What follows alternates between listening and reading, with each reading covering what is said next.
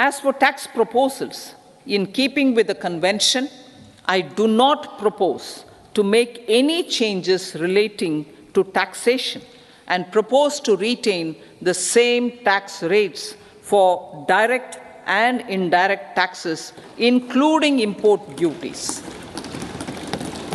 However, certain tax benefits to startups and investments made by sovereign wealth or pension funds, as also tax exemption on certain income of some IFSC units, are expiring on 31/3/2024. To provide continuity in taxation, I propose to extend the date to 31/3/2025. The direct tax collections have more than trebled, and the return filers swelled 2.4 times. I would like to assure the taxpayers that their contributions have been used wisely for the development of the country and welfare of its people.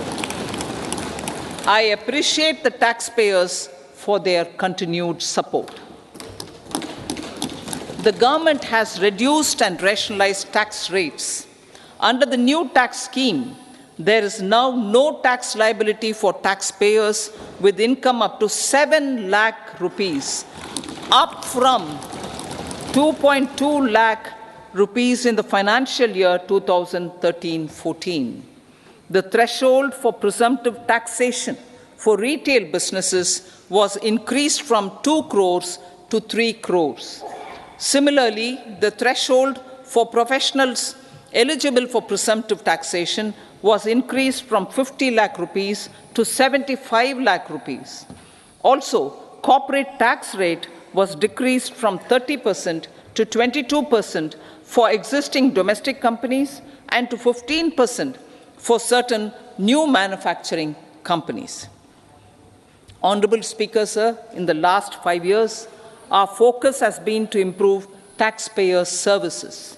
The age-old jurisdiction-based assessment system was transformed with the introduction of faceless assessment and appeal, thereby imparting greater efficiency, transparency, and accountability. Introduction of updated income tax returns, a new Form 26AS, and pre-filling of tax returns have made filing of tax returns simpler and easier. Average processing time of returns has been reduced from 93 days in the year 2013-14 to a mere 10 days this year, thereby making refunds faster. Indirect taxation. By unifying the highly fragmented indirect tax regime in India, the GST has reduced the compliance burden on trade and industry. The industry has acknowledged the benefits of GST. According to a recent survey conducted by a leading consulting firm, 94% of industry leaders view the transition to GST as largely positive. According to 80% of the respondents, it has led to supply chain optimization, as elimination of tax arbitrage and octroi has resulted in disbanding of checkposts at the state and city boundaries. At the same time, tax base of GST more than doubled, and the average monthly gross GST collection has almost doubled to 1.66 lakh crores this year. States too have benefited. States' SGST revenue, including compensation released to states in the post-GST period of 2017-18 to 2022-23, has achieved a buoyancy of 1.22.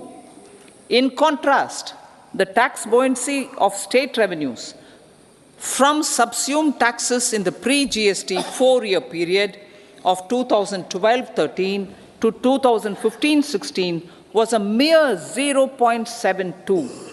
The biggest beneficiaries are consumers, as reduction in logistic cost and taxes have brought down prices of most goods and services.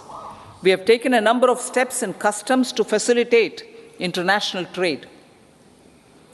As a result, the import release time declined by 47% to 71 hours at inland container depots, by 28% to 44 hours at air cargo complexes, and by 27% to 85 hours at seaports over the last 4 years since 2019, when the national time release studies were first acted. Tax proposals. As for tax proposals, in keeping with the convention, I do not propose to make any changes relating to taxation and propose to retain the same tax rates for direct and indirect taxes, including import duties.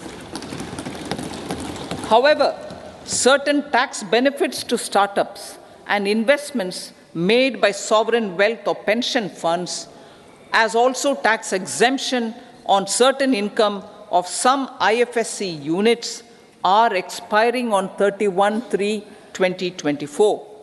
To provide continuity in taxation, I propose to extend the date to 31/3/2025. Moreover, in line with the government's vision to improve ease of living and ease of doing business, I wish to make an announcement to improve taxpayers' services. There are a large number of petty, non-verified, non-reconciled, or disputed direct tax demands, many of them dating as far back as 1962, which continue to remain on the books, causing anxiety to honest taxpayers and hindering refunds of subsequent years.